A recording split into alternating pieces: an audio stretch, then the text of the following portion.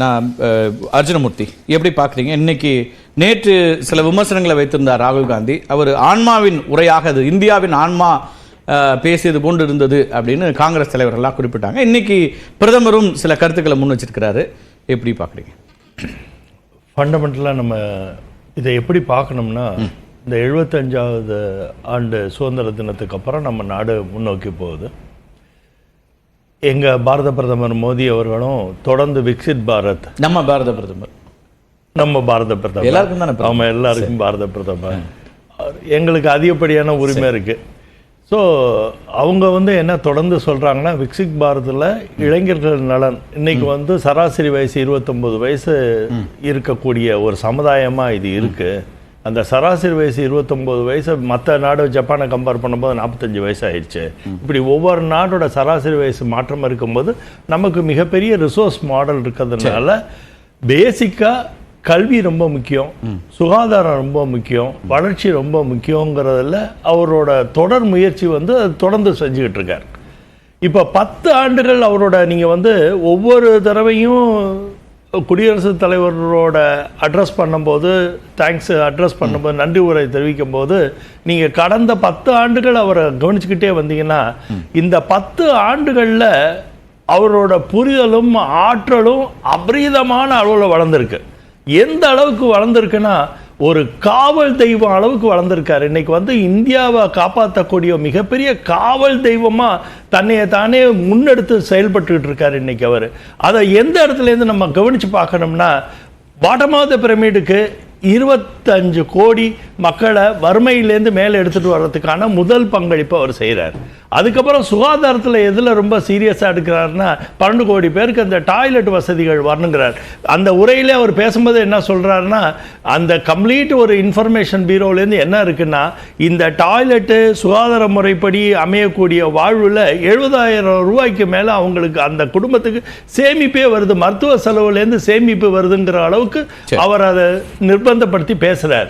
இப்படி ஒவ்வொரு ஆங்கிளையும் நீங்கள் அவரை பார்த்தீங்கன்னா, நான் பல தடவை சொன்னபடி ஒரு 360 டிகிரியில் செயல்படக்கூடிய ஒரு மிகப்பெரிய ஆற்றல் மிக்க தலைவராக இருக்காரு. ஏன்னா அவருக்கு ஏன் அந்த ஆற்றல் அதிகமாக இருக்குன்னா, ஏழைகளோட உணர்வுகளும் பசியோட துன்பம் என்ன, அவங்களோட வறுமையின் துன்பம் என்னன்னு ரொம்ப ஆர்வமாக யோசிக்கிறார். அதனால தான் நீங்க காவல் தெய்வம் அப்படின்னும் போது இந்தியாவினுடைய எல்லைகளை காக்கவில்லைன்னு ராகுல் காந்தி குற்றச்சாட்டு இருக்கிறார். சீனா ஆக்கிரமிச்சிருக்குது, அப்ப எல்லை சாமியாவும் அவர் இருக்கணும்ல, உங்க கூற்றுப்படி, உங்க கருத்துப்படினா அது இல்லையேன்றார் அவர். இல்ல, அது ராகுல் காந்தியோட பிரச்சனை என்னன்னா, அவருக்கு ஒரு அம்னிஷியா மாதிரி ஏதோ இருக்கு போல இருக்கு. ஏன்னா அவங்க தான் ரொம்ப ஆண்டுகள் இந்த நாட்டை ஆண்டவங்க, அவங்க தான் இந்த மாதிரி பவுண்டரியில் பார்டர் செக்யூரிட்டியை பத்தி எல்லாம் நிறைய திட்டங்கள் போட்டு செயல்படுத்தி இருக்க வேணும்.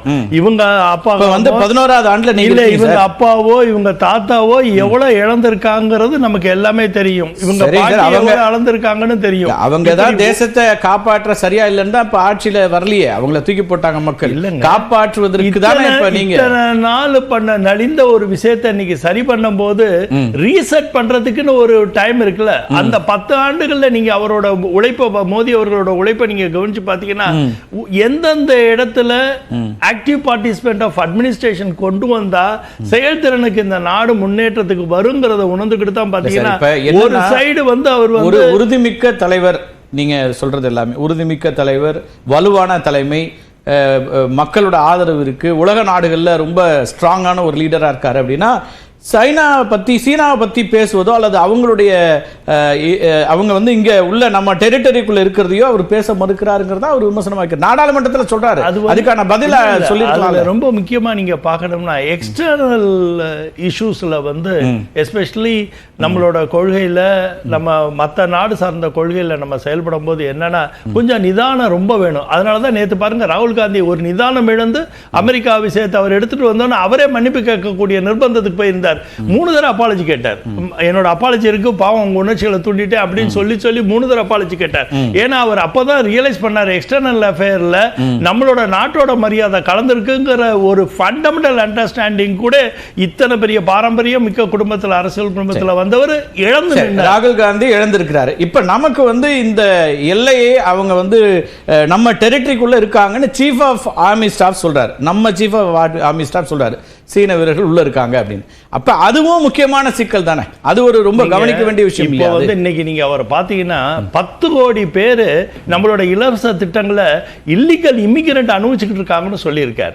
அதாவது நீங்க வந்து வெறும் பார்டரை மட்டும் பாக்குறீங்க, இங்க எந்த பிரச்சனையும் இல்லை, நம்ம வேணா ஒரு நிலப்பரப்பை இழந்தது மாதிரி ஒரு சூழ்நிலையில இருக்கலாம், அதை மீட்டெடுக்க முடியும், நெகோசியேஷன்ல மீட்டெடுக்க முடியும். ஆனா 10 கோடி பேர் தோற்றமா சூழலா உண்மையாங்கிறது நீங்க தானே சொல்லணும். 10 கோடி மக்களை நீங்க உள்ள வச்சு ஒரு மைனாரிட்டி ஓட்டை டெவலப் பண்ணணுங்கிற ஒரே காரணத்துக்காண்டி பண்ணி இல்லீகல் இமிகிரண்ட் வச்சு 3 லட்சம் கோடி நான் காப்பாத்தி கொடுத்திருக்கேன் இந்த நாட்டுக்குன்னு இன்னைக்கு சொல்லியிருக்காரு சார் அவரு.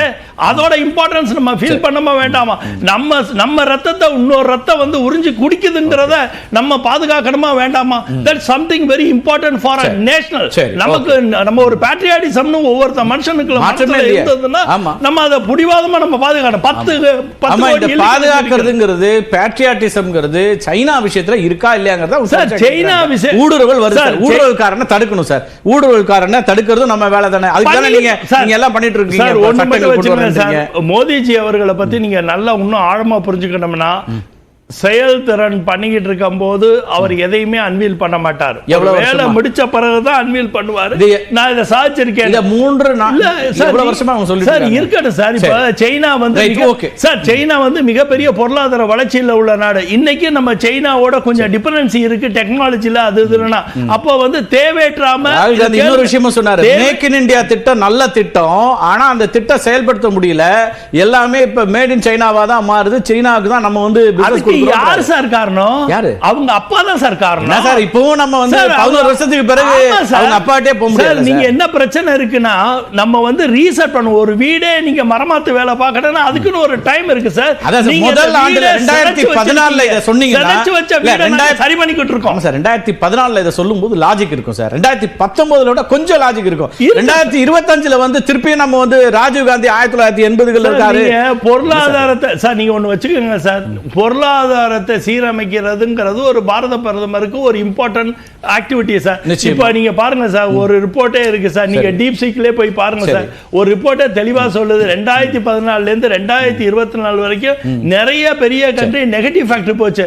ஆனா இந்தியா மட்டும் நெகட்டிவ் ஃபேக்டரிக்கே போகல சார். ஏன்னா 90களில் வந்து பொருளாதார தாராளமயமாக்கல் திட்டம் 91ல கொண்டு வந்தாங்க. அதையும் அவங்க தான் பண்ணாங்க. அது இல்லன்னு நீங்களும் சொல்ல முடியாது.